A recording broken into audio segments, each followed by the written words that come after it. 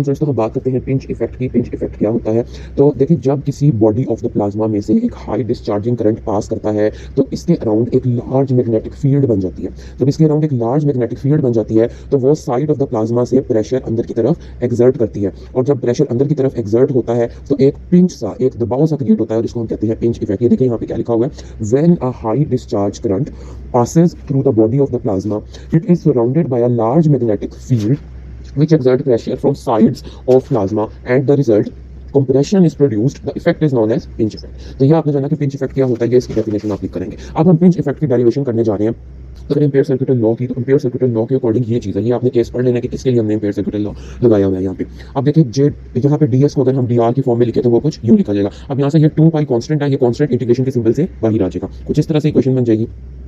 Okay, तो ये question B बन जाएगी। इस क्वेश्चन बी में क्या करना है, यहाँ पे डेरिवेटिव लेना है। डेरिवेटिव कैसे लेंगे, इसको एक टर्म मानेंगे म्यू ओवर आर को, और सेकंड टर्म मानेंगे इसको, और यहाँ पे प्रोडक्ट रूल लगा देंगे। तो पहली वाली टर्म का डेरिवेटिव यानी म्यू ओवर आर का derivative with respect to R, curly यहाँ पे चलिए मैं लेके तो curly over curly R of mu over R, इसका डेरिवेटिव ले, म्यू तो बाहर आ जाएगा, 1 ओवर आर का derivative minus 1 over R square, तो म्यू ओवर आर स्क्वायर इसका डेरिवेटिव बनता है। तो ये हमने लिखा यहाँ पे म्यू ओवर आर स्क्वायर लिख दिया यहाँ पे माइनस का, तो इस वाली चीज का डेरिवेटिव ये आ गया हुआ है। अब हम लेते हैं इस वाली चीज का डेरिवेटिव लिया। अब यहाँ पे ये वाली चीज as it is, first term का derivative, second term as it is जमा। अब mu over r as it is रहेगा, और डेरिवेटिव किसका लिया जाएगा, डेरिवेटिव किसका लिया जाएगा, जब इसका डेरिवेटिव लेंगे तो डेरिवेटिव और इंटीग्रेशन आपस में कैंसिल हो जाएंगी। डेरिवेटिव जब आप इस टर्म का लेंगे तो डेरिवेटिव इंटीग्रेशन के साइन को कर देगा कैंसिल, खाली J of the r bar and r bar आ जाएगा, और साथ में लिमिट आ जाएगी 0 से r तक। ठीक हो गई बात?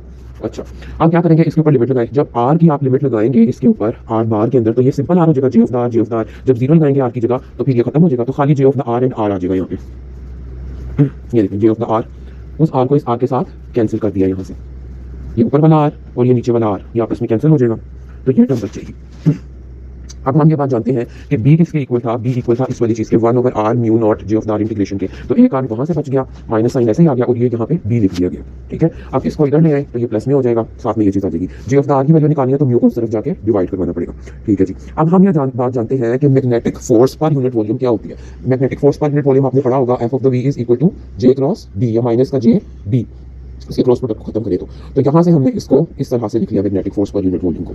अब यहाँ से माइनस ये जो जे लिखा हुआ है इसके अंदर, इस जे की वैल्यू हमने ये जो निकाली है ये हम इसके अंदर पुट करते हैं, तो ये इक्वेशन इस तरह से बन जाएगी। Now this force can be converted to the equivalent pressure. अब ये फोर्स इक्विवेलेंट प्रेशर के इक्वल हो जाएगी। हम ये बात जानते हैं कि पी डॉट किसके इक्वल होता है, पी डॉट या करली ओवर करली पी किसके इक्वल होता है, करली ओवर करली पी या पी डॉट ये एफ के इक्वल होता है। तो एफ की वैल्यू हमने अभी ऊपर निकाली है, तो ये मैग्नेटिक प्रेशर के इक्वल कर देंगे इसको, curly over curly P of R with respect to ये एफ के इक्वल आ गया। तो अब इसका हमने with respect to R derivative लेना है। जब विद रिस्पेक्ट टू आर इस वाली इक्वेशन का डेरिवेटिव लेंगे तो ये मैग्नेटिक प्रेशर के इक्वल हो जाएगा, वो प्रेशर जो कि प्लाज्मा की बॉडी में से पास करते हुए करंट के ऊपर मैग्नेटिक फील्ड की वजह से लगता है, और वो उसे एक पिंच इफेक्ट प्रोड्यूस करने पर मजबूर करता है। ठीक है, तो ये मैग्नेटिक प्रेशर बन जाएगा। अब इसका डेरिवेटिव लेते हैं विद रिस्पेक्ट टू आर, तो with respect to R derivative लिया, ये चीज बनी। अब इसके अंदर 1 ओवर म्यू नॉट को इधर भी मल्टीप्लाई करवाएं, 1 ओवर म्यू नॉट को इधर भी मल्टीप्लाई करवाएं, तो साथ में ये इक्वेशन बन जाएगी।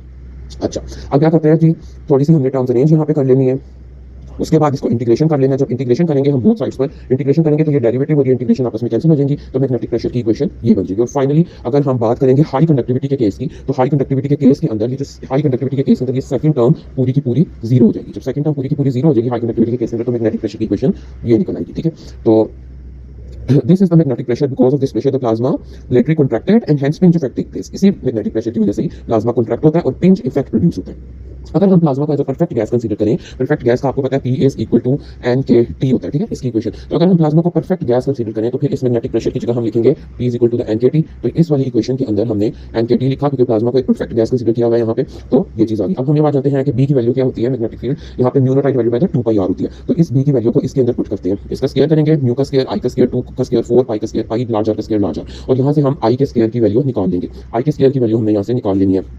अच्छा, और हम ये बात जानते हैं कि इसके अंदर ये जो टर्म आ रही है an, ये पाई आर स्क्वायर एन, देखो एरिया जो है ना, एरिया क्या होता है उसका फॉर्मूला पाई आर का स्क्वायर। ठीक है, तो इसके अंदर ये हमने पाई आर का स्क्वायर लिखना है, ए नॉट की जगह, और ये एन नॉट और एन साथ में ऐसे ही आएगा।